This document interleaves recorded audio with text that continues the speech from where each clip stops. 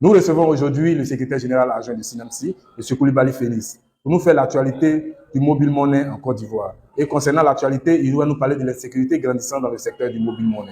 Alors, bonjour le secrétaire général adjoint. Bonjour monsieur.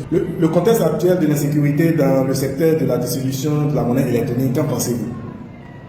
Merci bien cher monsieur. Je voudrais avec grand plaisir donner les informations sur ce qui concerne l'insécurité grandissante dans le secteur de l'activité de la distribution de la monnaie électronique.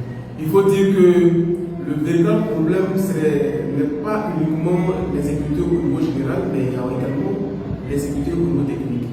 Au niveau technique, comme la dernière émission, j'avais déjà pensé, il faut comprendre qu'au niveau technique, il s'agit des outils que nous utilisons.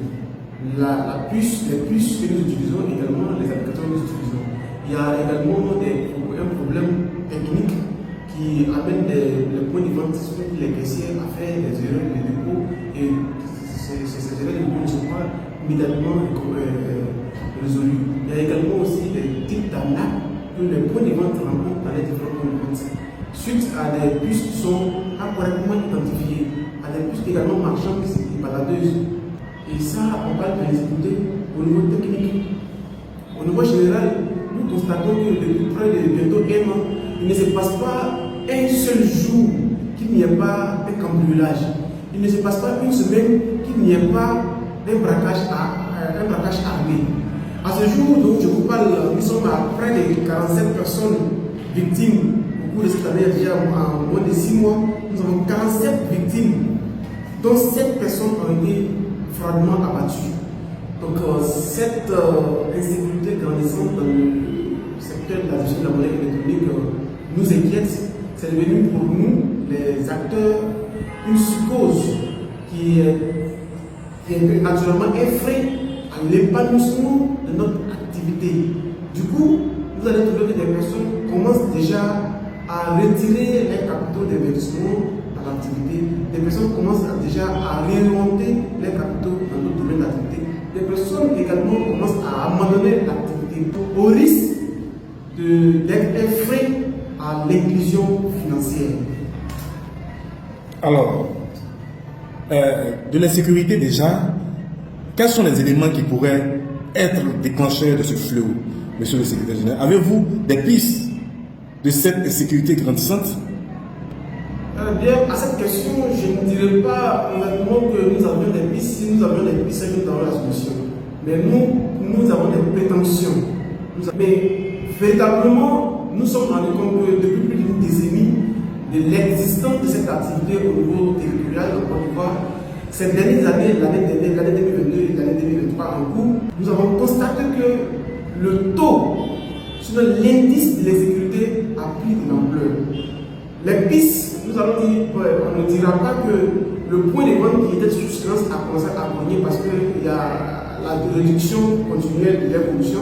On ne dira pas que c'est ça, mais ça pourrait également être un éveil de conscience. Nous pouvons également dire que cette insécurité est due également à la conscience territoriale.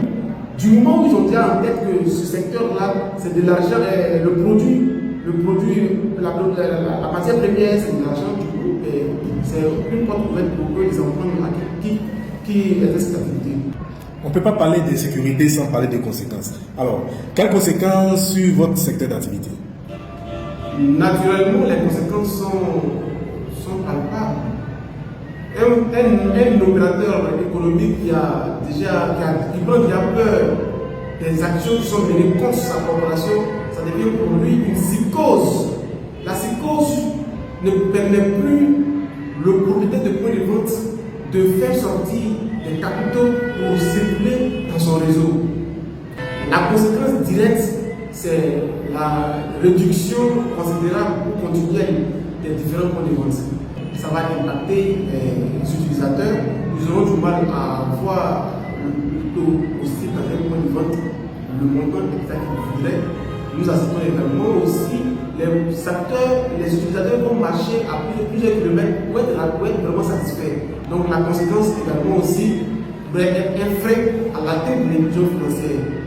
Et également aussi, ça pourrait impacter l'intention de rehausser la bancarisation et également aussi les usagers qui sont exclus du système bancaire, qu'on voudrait également les inclure à travers le mobile money, sera également un frein. Donc je dirais une conséquence aussi directe sur l'inclusion financière avec ce. Merci. Monsieur le secrétaire général adjoint du SNAMSI, à vous entendre, on a l'impression que vous avez déjà des solutions. Pouvez-vous nous dire les solutions que vous envisagez ou bien proposez? Dans un premier temps, pour ce qui concerne les solutions, le point de vente, l'individu lui-même a besoin de premièrement sa sécurité. L'individu lui-même, premièrement, doit assumer sa sécurité. Et ensuite, nous proposons à nos camarades, à nos membres, de faire l'effort de se munir du matériel de surveillance en ce qui concerne les caméras, et également des alarmes. La vie n'est pas monnayable. Nous sommes au laboratoire, nous sommes en train de travailler pour faire sortir des critères que nous allons soumettre à l'ensemble des points de vente pour que désormais nous sortions de l'informel pour être quand même formel. Et ces critères vont prendre en compte l'heure de l'ouverture du point de vente, l'heure de la fermeture, les types d'agence.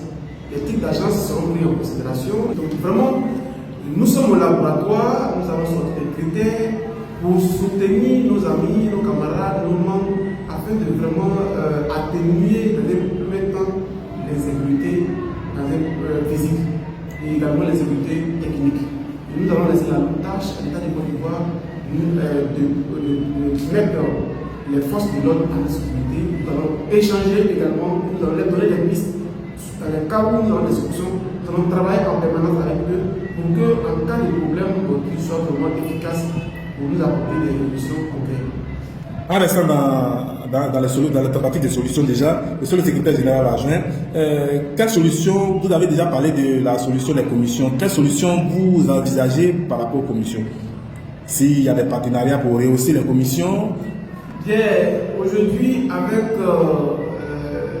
la tarification appliquée par chaque opérateur, après maintes analyses, après maintes discussions avec eux, il nous revient, nous, en tant qu'acteurs sollicitateurs qui exerçons également dans le libéral, de trouver des voies et des moyens pour que notre activité ne meure pas, pour que notre activité puisse évoluer dans le temps et dans l'espace. Et donc, l'État ivoirien, après avoir eu des rencontres avec le ministère du Commerce, le ministère de l'économie numérique, nous également, nous rappelons également que nous, en tant que propriétaires de points de vente, nous sommes des entreprises privées également, elles sont dans le libéral, et il nous revient également la lourde tâche de trouver des voies et des moyens pour pérenniser notre activité. C'est en cela que nous avons pris la décision depuis le 5 juin 2022 d'instaurer des frais de service de proximité qui est pour nous une manière de monnayer notre service qu'on rend à chaque client qu'on reçoit dans nos points de vente. Par derrière, nous essayons de nous ouvrir à d'autres structures qui exercent dans le digital pour qu'il y ait une valeur ajoutée. Alors, merci bien, monsieur le secrétaire général adjoint. Déjà, que pouvez-vous dire aux autorités? Pour ce qui concerne la sécurité, il revient à notre tâche à l'État de Côte d'Ivoire de trouver des voies et moyens afin de permettre à ces 60 000 jeunes qui exercent dans le secteur de la distribution de la monnaie électronique, parce qu'un propriétaire de point de vente a au moins 2 points de vente. Et s'il a 2 points de vente, il a au moins 2 personnes qui l'emploient. 2 personnes dans 60 000 points de vente, ça fait déjà ce que je suis en train de vous dire tout de suite. Donc il revient à l'État de Côte d'Ivoire pour lutter naturellement contre le chômage, pour également permettre à ces jeunes de rester sur le territoire national, pour permettre à ces jeunes d'avoir des occupations. Il revient à l'État de Côte d'Ivoire de permettre à ce secteur d'activité d'être viable. D'être viable comment? Je prends l'exemple des pays anglophones, le cas du Nigeria et le cas du Kenya. Là-bas, le paiement de compte à compte a énormément pris de l'ampleur. Mais les points de vente existent. Des décisions ont été prises par les autorités qui font de sorte que le client qui va dans le point de vente sait qu'il a un montant supplémentaire à payer qui n'a rien à voir avec les frais de transaction sur l'opérateur.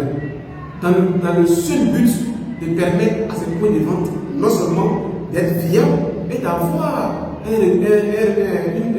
revenu conséquent sur investissement.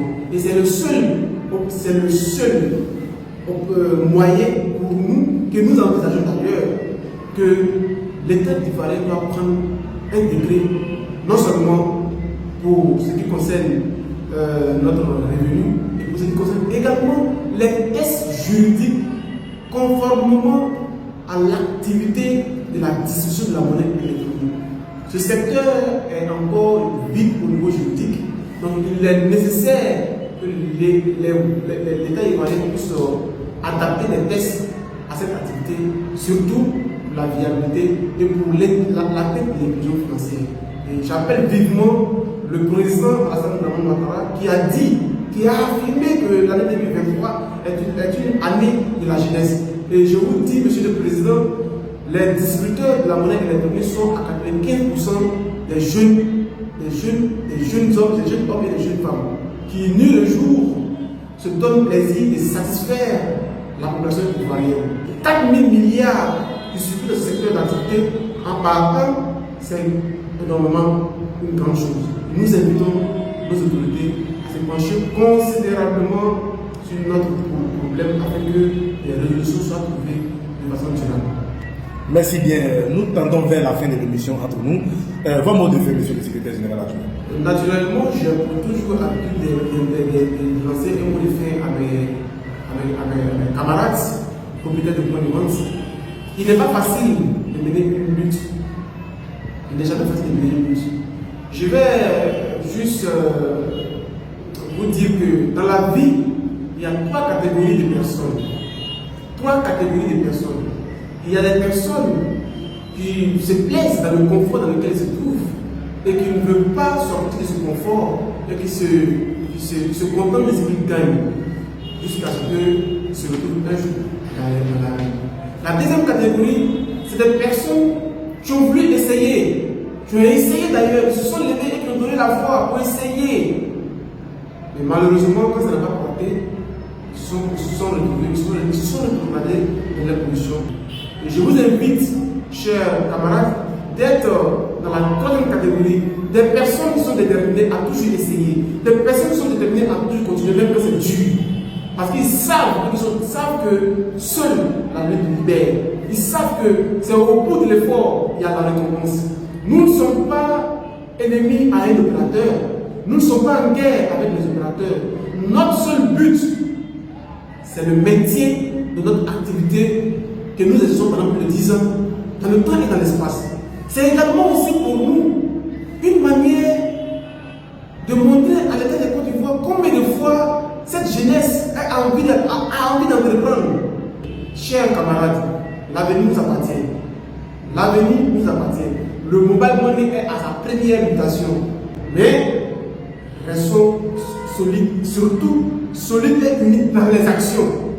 Dans les actions. L'union dans les actions détermine la pensée des uns et des autres. Je vous invite énormément à la prise de conscience et également de comprendre que aucun des opérateurs, aucun des émetteurs n'est pour nous en tant que syndicalistes des ennemis. Notre objectif premier, c'est de trouver une lucane, une discussion, des dialogues autour d'une table afin de trouver des solutions au problème qui vraiment mine notre secteur d'activité. Je vous remercie.